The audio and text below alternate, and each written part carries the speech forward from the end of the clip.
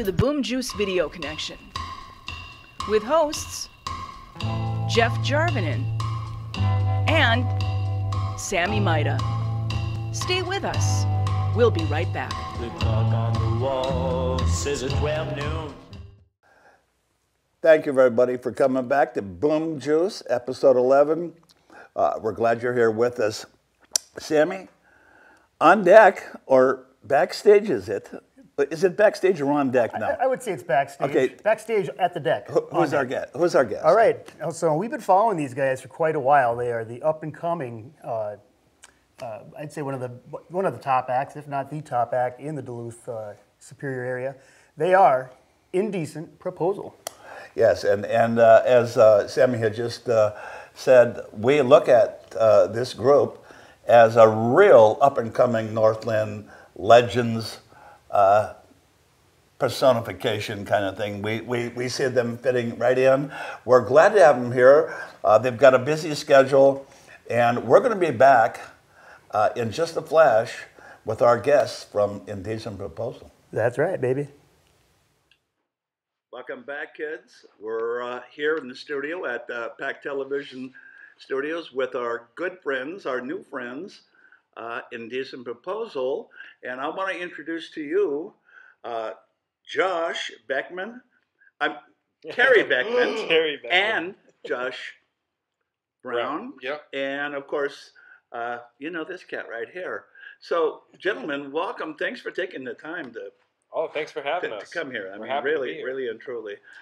As we had talked about earlier, you know, Sammy and I have talked about this, and our generation goes back before you guys in the music scene. Sammy's been playing. Well, certainly yours does. Well, for my guess. Yes. Forever. I've been around the music scene for 50 years, not as a musician, but as a producer, promoter, slash, you know, carry the Hammond organ kind of guy, you know. Anyways. Mm-hmm. Utility player. Yeah, utility. Yeah. At any rate, Jack it's grand that you're here. And Jack is coming. now you're a 4-piece group. Terry, you said you're a 4-piece, 5-piece. What? Do the clarification. I would say that we're a 5-piece, and the only reason that we say that we are a 4-piece is because we aren't always a 5-piece at every show. But like Green Day. Our got that fourth guy that's always with him, like on the road and like in the studio writing and stuff, but he doesn't necessarily want to always take part in like this Right. kind of stuff. You know? So, yeah. So we have 4 very active members, and then we have a bonus 5th if you're lucky to see him at one of our shows. Utility player. Yes, Great. just like you were saying. Okay. We're very well acquainted. But he also helps out a lot with things behind the scenes, you know, not just performing shows.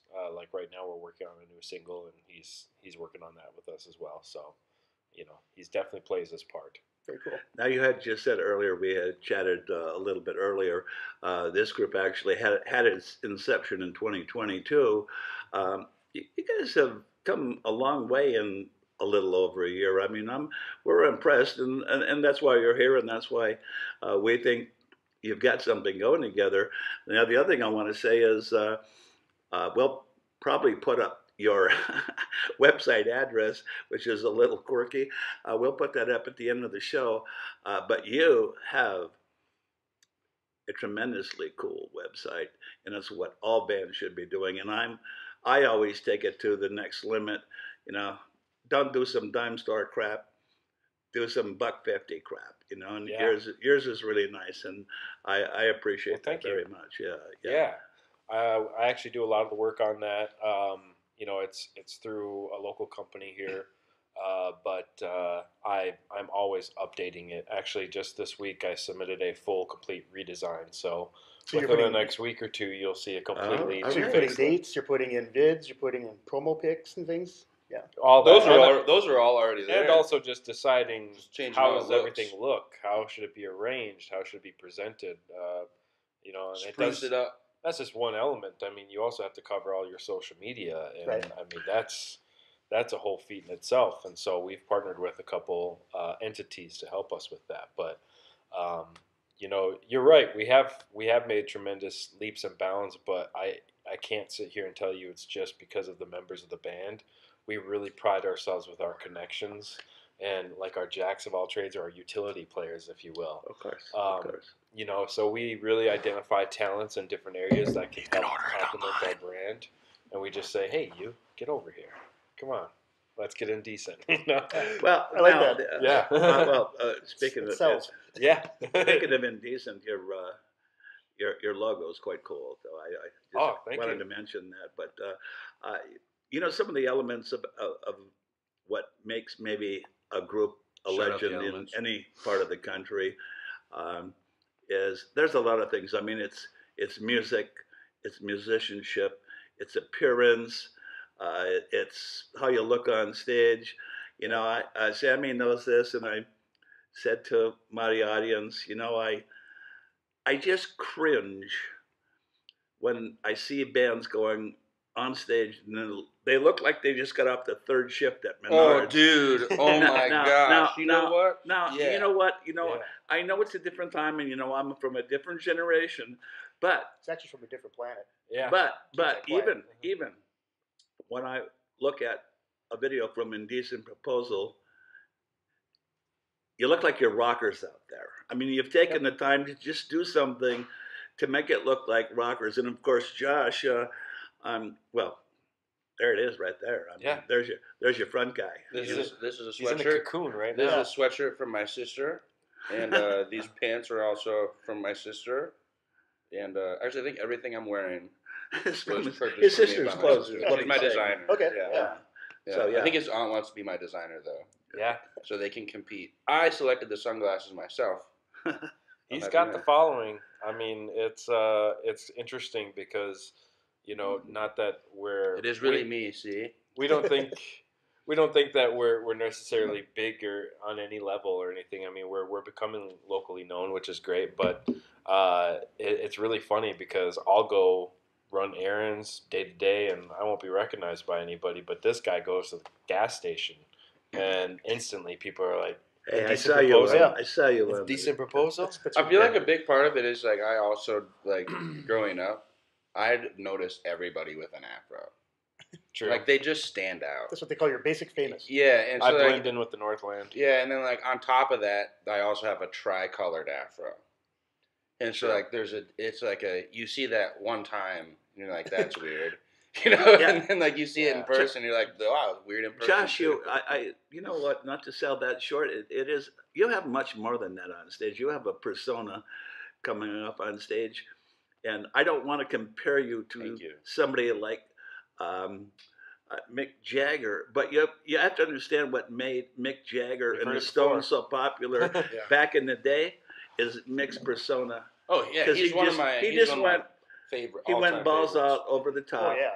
and I like that he Every- learned and he every- took like in an interview he was talking about how he took what he loved from Tina Turner and built on that, you know. Right. But he's very open about that, and like I'm open about that for like about Mick Jagger. Like Yeah. I'm taking things that I love that Mick Jagger does, that like Eddie Vedder does, you know, Steven Tyler, like Right. the people that I look up to in terms of there you go. performers. There it and, like is. I'm just doing the same thing, and I hope it comes off as original. You know, I think you kind of find your own Right. stuff You that take, you do you on take stage. your little pieces you of know, things, you and put them together, you make it your own, and then Yeah. you move on with it. I yeah. feel like it probably looks good when it doesn't feel like you're trying, like Right. when we're It's just all natural. kind of up there jamming and time See, kind of flows. I actually saw your video for Californication, which is it's a cover. Oh, which one? Yeah, Californication by the Red Hot Chili Red Hot Peppers. Chili Peppers. Not Speaking- by us. speaking of Brady- And speaking not of owned Brady by Bunch, us, yeah. and not recorded by us, and we also don't play it ever live. Yeah. He's lying. That was, But what though? That was. But I saw that. Which So, one?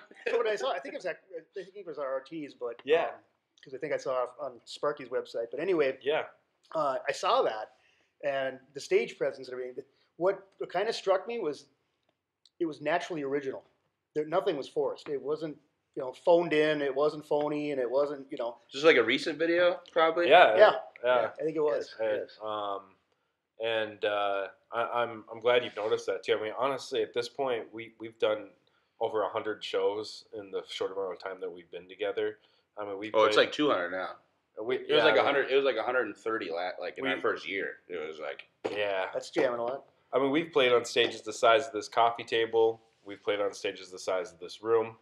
And so, I mean, in that time, what I'm basically getting at is we've come a long way from the stages that are the size of a coffee table. Well, Jeff and I studied, and well, we didn't go to college, but we studied. And so we pull in the community and the musical cats around town, and they all speak very highly of you guys. Oh, really? Do they? That's interesting. That's interesting because they don't speak to us. I have to say I have seen glimpses of you guys playing, and I do fully intend to come and videotape a show or two coming up in the future. One thing I want, before we go too far though, I wanted to say this, and for the audience, of course, lead vocalist, and you play guitar too, Josh Brown, Terry. This is lovely. Terry Slumbag Beckman. Now get this, Terry. Slum bucket. Terry, Slum bucket. Yeah. You really took this to the edge. Yeah. I like hitting the edge. Yeah, well. Okay, edge. Bass player, slum. Yeah. Okay. My car. Doesn't Edge play guitar? Jevin Jokey on drums. Yep. Fabulous job. And now Peter Dotson is one of your players. Yep. He's the fifth guy. Who might be the He's fifth the guy? fifth guy that He's we're the talking fifth about. The, Yeah. the fourth member is Jason Soderlund. Jason He also does a lot of solo shows as under the name Jason Owen Music. Okay. He's great in his own, but he's added the perfect element to our setup. I mean, one of the things I get a kick out of about him is, two things that define his whole image are his purple scarf that he wears, and then he's got that resonator guitar that you hear on late in the morning. And when he wails on that thing, man, it just... We all agree he's the coolest person in the band. It's insane. Like, especially when we were watching like the footage, like just like you're sitting behind like the camera operator dude, like watching the footage as soon as it's shot, and I was like sitting behind when they were doing one of Jason's things, and I remember saying out loud, I was like, he's the coolest guy. Yeah.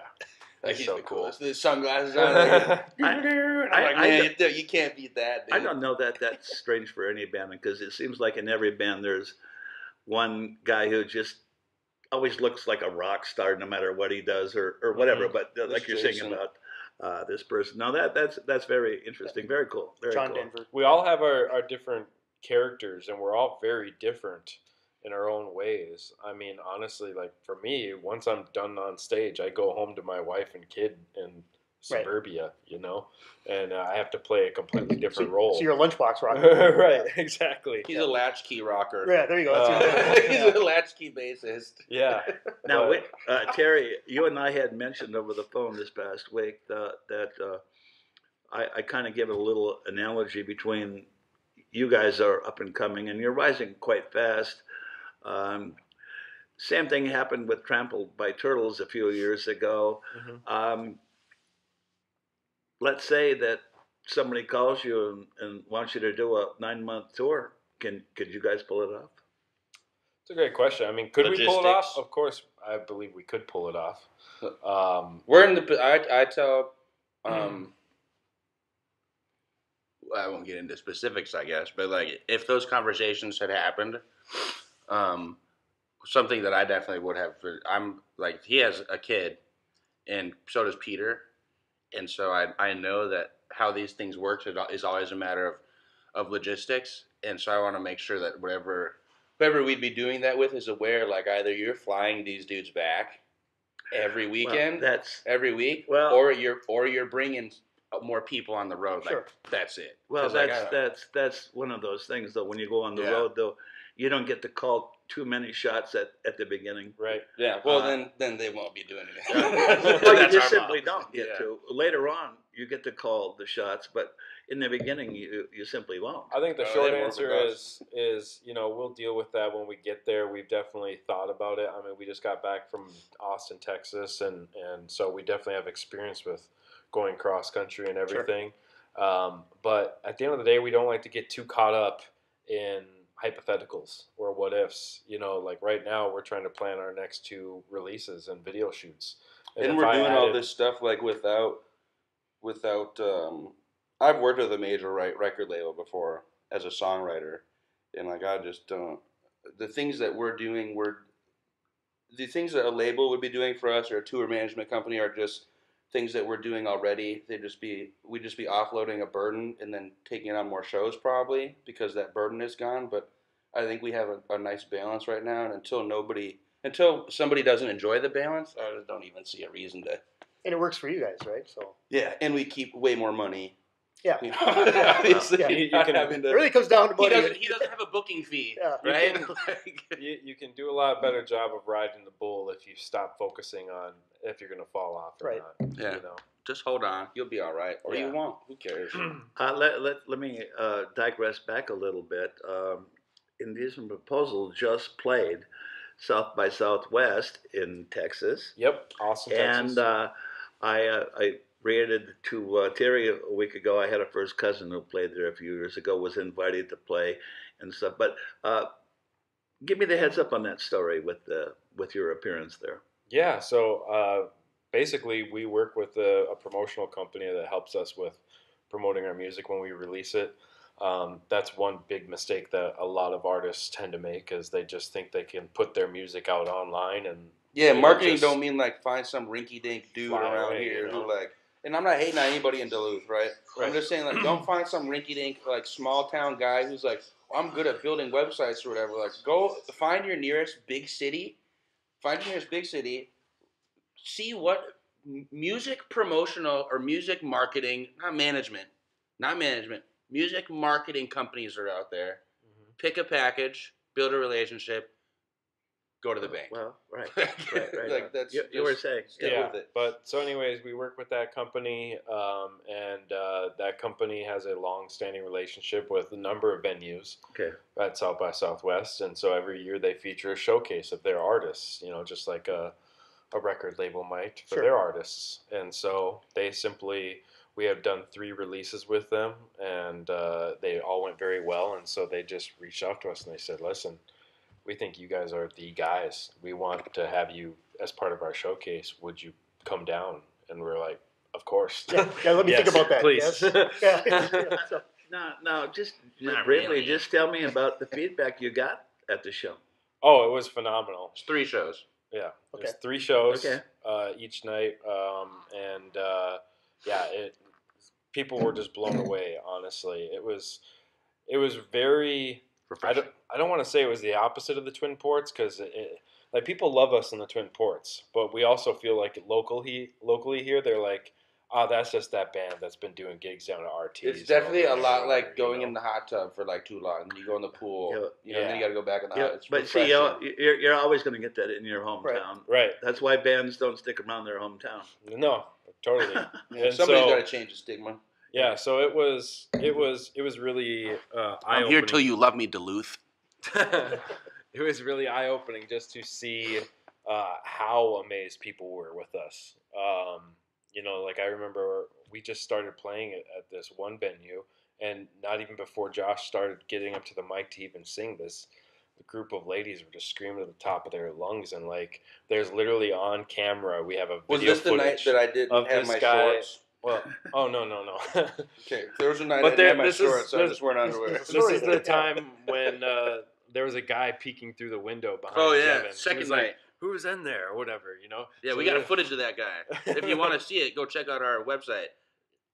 Yeah. see, that's a great litmus test because when you're here in the fishbowl, you're always going to have people that tell you, "Oh, you're great, you're whatever." But if you can't look outside the fishbowl, nobody's looking in, right? Right. So when you finally move out of that venue and you move somewhere else, and you're kind of, Mhm. and That's then good. Then you finally, That's you go good. out on stage and you're like, That's a learning point. Yeah. what's this going to be like? Is this going to be crash or burn? Or are we going to fly high here? And it sounds like you guys just knocked it out of the park. So that's Yeah, the it was true great. test, It was great. I mean, it helps too when you're already used to gigging Right. every week. Yeah, the gigs didn't feel like playing the gig didn't feel different than anything else, obviously, and because the locations were fairly similar feeling, so it wasn't like super foreign. It's not like everybody's running in ears all of a sudden and like you're 50 feet away from each other. Like it was just like doing another gig, but just we didn't have to wear jackets outside. Now, let me go back for all of you and bring it back to really what we've done with Boomjuice, because we started out with a wider focus. And I don't know if we really had a focus per se, but now we call it the video connection because, as you would know, and we all know, and I'm from the beginning of it, if you go back to watching Bill Haley and Buddy Holly and Ricky Nelson, now those were done Ricky on Sundstrom. film and everything, but they were the biggest and hottest things going. It brought rock and roll into what it is. And nowadays, there's simply, you cannot be a rock and roll band of any stature and not do video or videos. Sure. And hence, you guys have produced some really, really slick and nice videos. We're all quite impressed. And I just want to go down the list because all of you can find these on YouTube and on their website. One is Late in the Morning. Now, when was that one done? That one was done, I think, last summer. The video? Like June, I think. Late Video, in the morning. Yeah, video last Yeah. summer. Okay. I think All right. it was last June or something. Last June. Now, Feeling Good? Feeling Good was our first one, and I believe that was when you and I first met. That would be before June. So that was like Are you talking about the video? Yeah. The That was videos, like yes. April or March. It was early in the year because we did 3 releases all in 1 year. Okay, and then lastly, Behind Her Eyes, which seems to be getting a lot of attention. That released November 15th. Okay, all right, cool. Yeah. Very cool. Now, Sammy, we were talking about, and we made the point that, of course, for Sammy and I, it's our alma mater. I mean, we went there and we Smile know when you that. say that. We know the room and we know the auditorium and the stage and the whatever. Mhm. It's quite fun to see I'm it. a rail baby. It's quite fun to see. I tell you what, I just personally, from a director's point of view, Late in the Morning to me brings a little bit more natural to me, although Behind Her Eyes was splendidly thought out and well executed. And the only thing I'm going to say now, as a critic, I'm going to be a critic for just a second. You're going to have to. Hey, You're going to have to. we were wondering where the Is critics that are. on your You're little gonna- piece of paper? Yeah, Be a you're- critic? you're gonna- Really, Jeff? You're going to really have to suck this up. It's our show, man. Yeah, we can say whatever. It's we our want. show. Thanks, Sammy. I'll just let these guys know. Listen. Wonderful concept, wonderful shooting, everything. I thought that lovely, lovely girl who was in that, starred in that. I think, to me, she should have been really focused on the lyrics of your tune. And I don't think as she came through the video that the lyrics were coming through here like should have come out of her, so to speak. Sure. It was, you can't say it wasn't good because it was good. Yeah. It's just, I wanted more emotion to connect with her and the message coming from the band, which is the message in the song itself, of course. 'Cause Right. every song has a message, no matter what. But Not true. not Not my song. no. I no. played it You can give backwards. them your own message for you, but At, like I at don't write any them rate, with them. at any rate, Not write 'em. everyone, listen. We're going to play Late in the Morning for you right now. We want you to see this start to finish. It's wonderful. It's indicative of this new up and coming Northland legend group, Indecent Proposal. We're going to be back in that fast.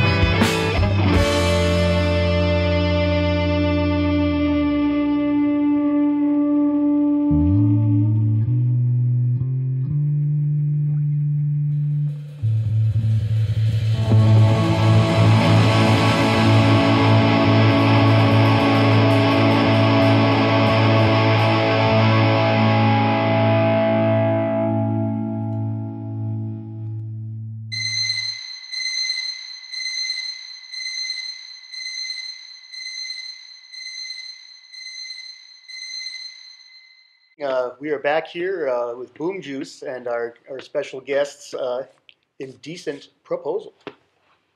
Present. Present. Yeah. Present. So we're going to dig in a little deeper here into your background and tell us a little bit about how you came to produce your first video. I mean, what did that really entail? So you came up with an idea, you sat around, you thought about it, say, hey, let's shoot a vid. Tell us about that. Tell us how it came to fruition. So actually what I'll do is I'll tell you the story of our second music video, which was Late in the Morning. And the reason I want to tell you about that song is because that actually was the first song we ever wrote together. Okay. And everything applies to all the videos. Same staff, same director, same. So you use the same production for all of your videos. Yep. Okay. Everybody stays consistent, but anyways, so to tell you that story, I'll tell you a little bit about where the band came from. Basically, Josh was in an acoustic trio called Brown and White for some time, and he performed with Jevin, who mostly played on the cajon at that time. But because the lead singer of that group, the other guy, was a drummer by trade, and I always think that he was jealous of Jevin on the drum kit, so he kept him on the cajon.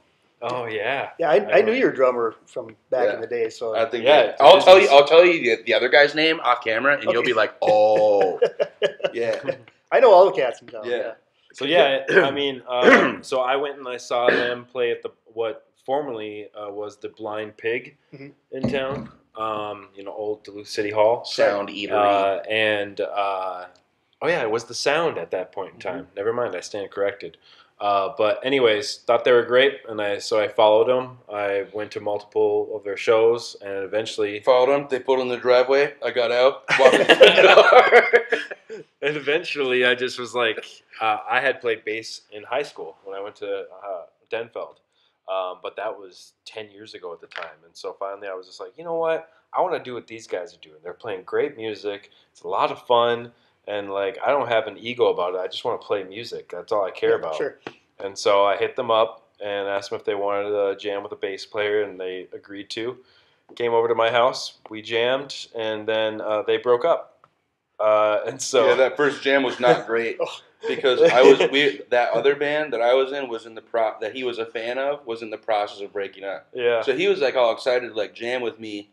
Oh, yeah. So you were walking into a divorce here, right? Yeah. Oh, yeah, dude. Okay. He walked I was into like, oh my God, I'm finally going to have a family. Sammy, that doesn't sound familiar, does it, at all? Band's breaking up? Yeah. I'm just showing up drunk. Jevin's like, he's not normally like this when he's not depressed. Who ever heard of such a thing? Yeah.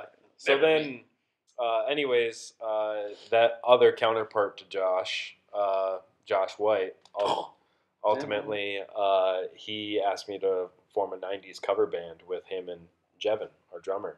Cat's out the bag, I guess. His name Once again, I was just like, hey, I'm just looking to play music. Yeah, let's do it. And so we learned about 30 songs together, and before we played our first gig. Cover songs. Yeah, all cover songs. Okay.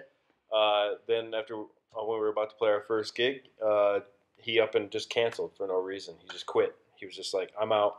There's a reason. Yeah, failure to lift off, yeah. And so then Jevin and I were like, well, what the heck do we do now? And so Jevin said, let's hit up Josh Brown. And Josh said, hey, I'm down to play in a band, but I'm not playing a cover band. I'm not doing no 90s cover stuff. I want to write my own music and all that. At this time, I have a catalog of all the stuff that I hadn't sold to the record label that I worked with. We're talking 30 or 40 songs. I just don't have anything to do with, Okay. Right. So I'm past. At this point, I'm past coffee shop, little gigs. I'm not starting from that point. I'm starting from a little bit further from. Yeah. So then we had a Skype meeting or whatever you want to call it, and he just basically asked me what I want out of this because he was sick and tired of working with people who came in with their egos and wanted to run the show. Or their money, thinking their money was going to make the band, oh, I'm rich, and it's like, that doesn't matter. Well, it doesn't matter. You see that everywhere on the It matters when you get to marketing, sure. Then it's important, but at the beginning, how does that matter? Well, money is not so much a detraction as people with egos, because I've battled with that since day one. Yeah. People with egos, I got no time for them. Right. At any rate, continue on. Yeah. So then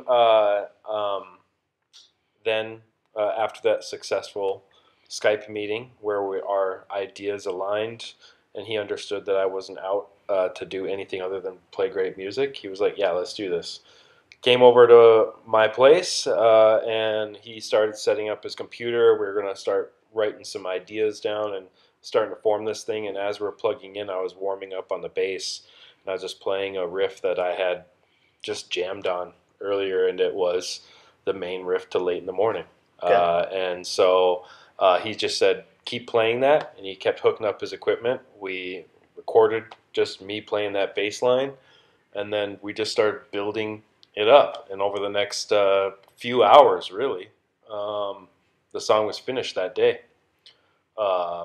We didn't record the final version at that time. But you got a demo tape. So like a year later. Yeah. But we had it all put together to the point where we could perform it for anybody. Wow. So let me go back to that.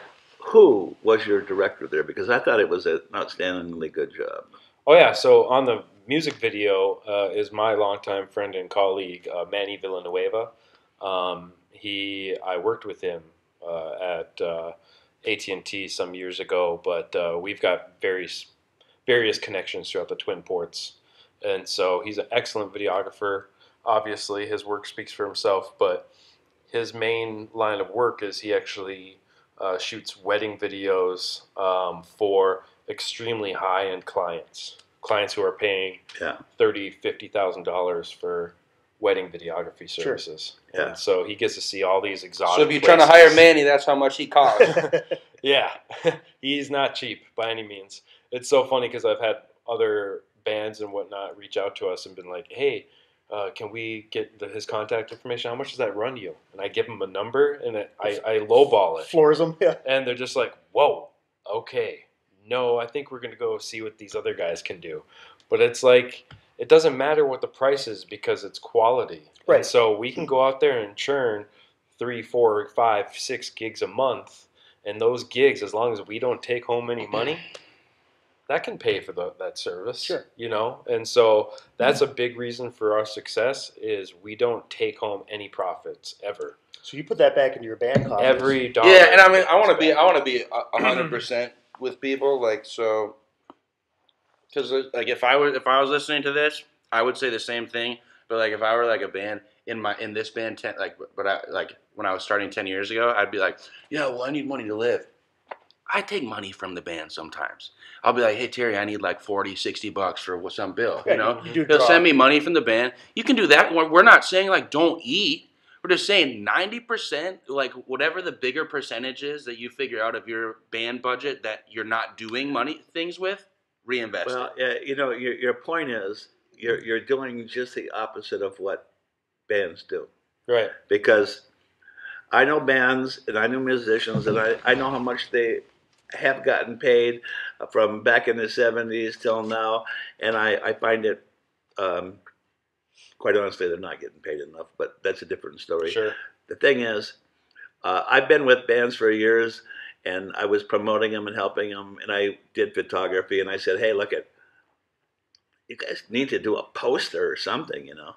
Way back in the 70s, I had a really cool poster made, and it was artistic and half-toned and everything, and I think it was something like $60 or $80.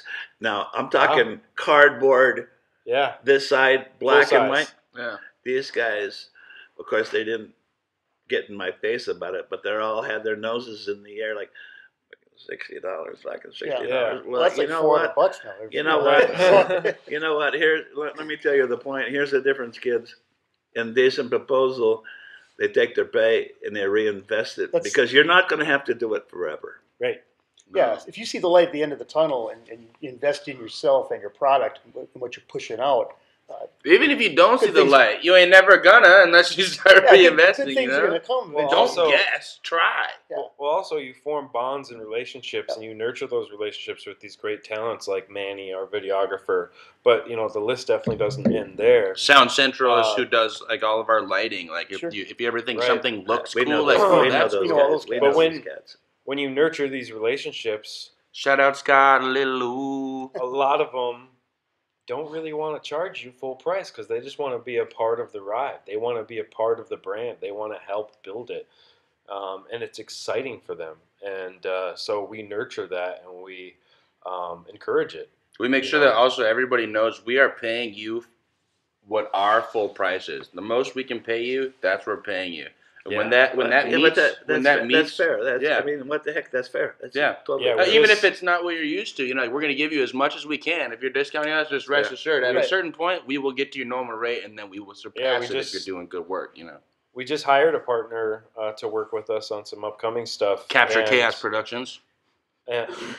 And they have their pricing is rather high, but it's only rather high because of what musicians in the area here in the Twin Ports can realistically make. Right.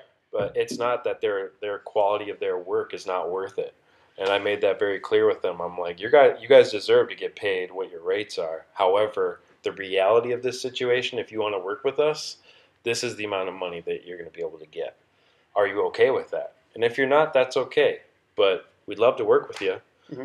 And a lot of those relationships, they form that way. And that's a fair pitch too. I mean, if you're willing to beg, borrow, and barter a bit, just see what bites. Yeah. Well, I'll just sidebar this thing with hiring professionals, paying the rate. Our associate producer here has been in the sound business for probably close to 50 years. His name is Brian Hull. Okay. And he knows the Sound Central. He had a big multi-million-dollar sound company. Okay. He's played all over the country. But he'll tell you, you really get what you pay for. And now here's the guy, same thing what you said.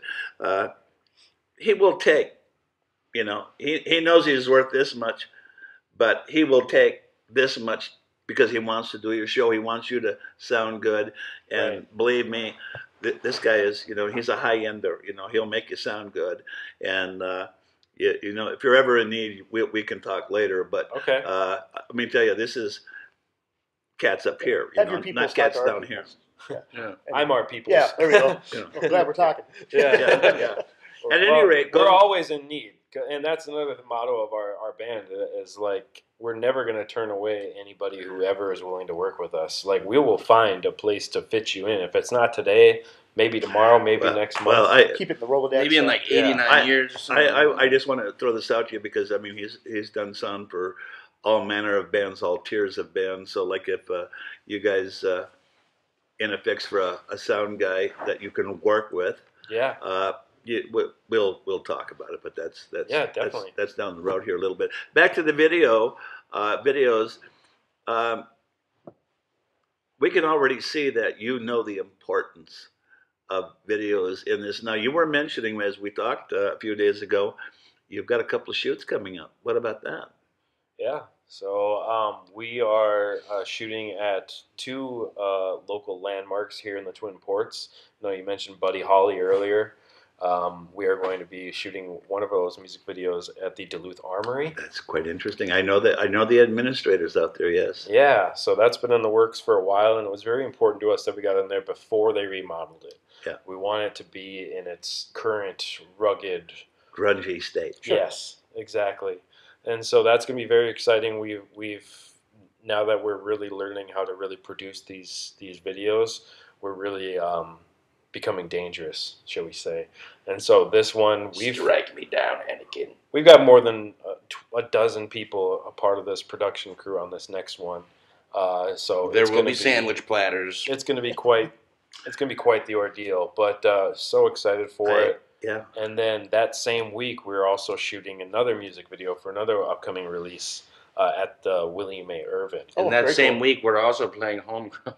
Yeah. So you guys are doing essentially two video shoots and Homegrown. Yep. In 1 week. Yep. That's the little chicken festival. That's ambitious. Yeah, the William A. Irvin shoot is going to be in the cargo hold of the William A. Irvin. Okay. We're not going to be focusing on the William A. Irvin at all. Like, our goal in the music video is for you to not even understand. We needed a big black room. Yeah. We just want a big dark room. I get the whole thing. I get the whole thing. Yeah. Yes. No, really quite interesting, and that's great fun. I just want to mention to you that I've been out to the Army shooting, little videos here and there, but that dressing room in its almost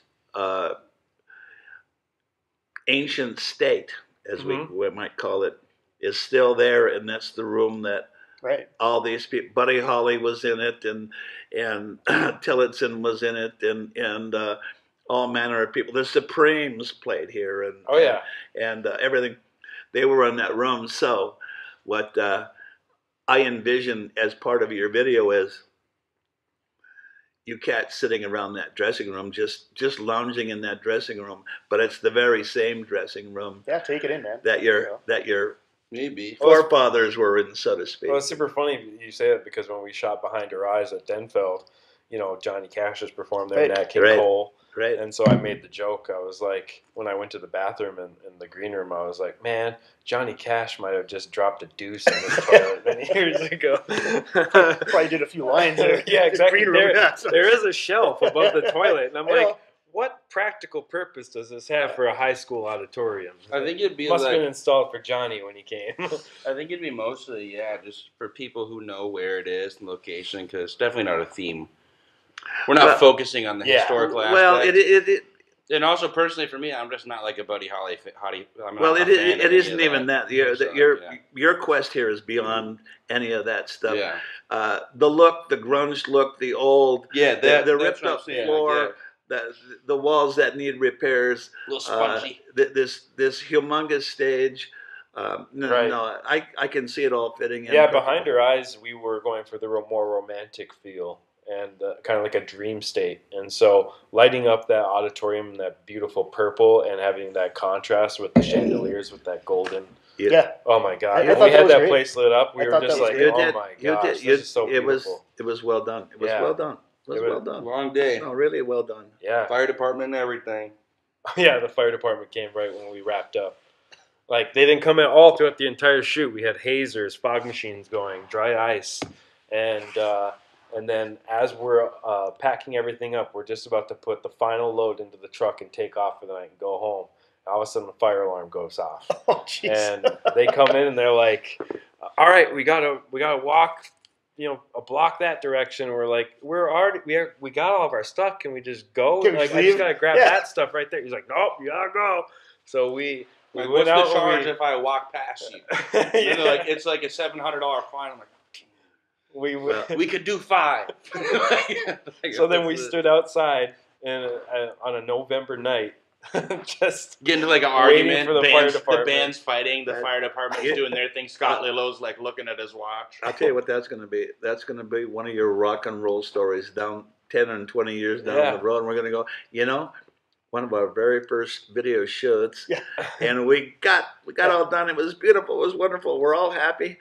And the fire alarm goes off. Well, we got one for all of them. So we almost late in the morning almost got shut down because, at least in Duluth, a lot that the parking ramp we shot on is very commonly used for like hip hop guys to go up. They go and mess around. They leave a big mess when they're shooting their music videos. And I can say whatever. I'm a hip hop artist. Also, we do that. It's annoying for the business. But the security guard came over and he was like, "Hey, what are you guys doing?" And we're like shooting a music video. He's like, "What kind?" And I was like, "It's rock music. It's rock. We're a rock band." He's like, "All right." But he had to watch for a little bit. And when we brought up the guitars, he's like, we brought up the guitars in like our trash bags. We like put the trash. He's like, "Okay, these guys are fine."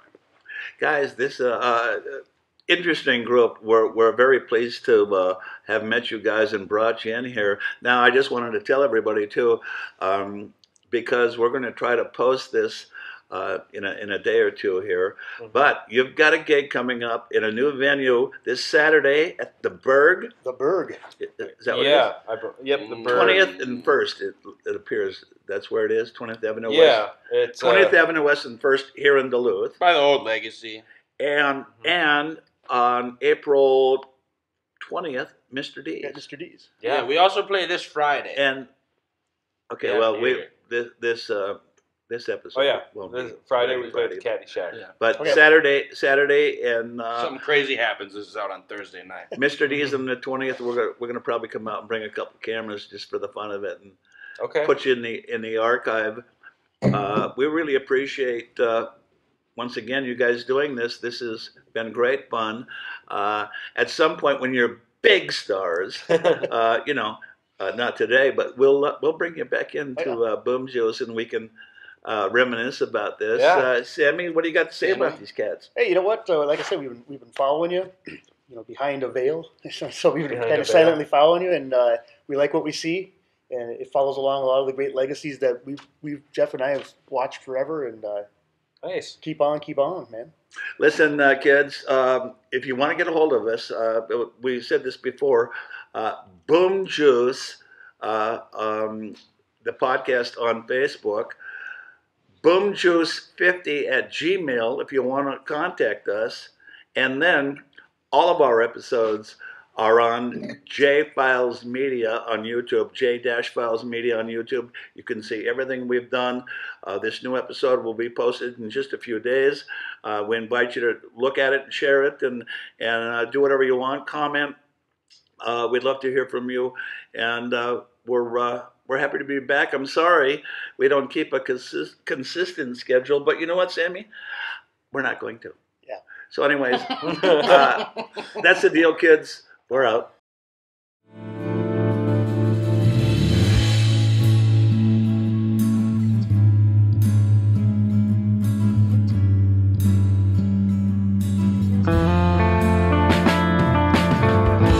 She's been out all night.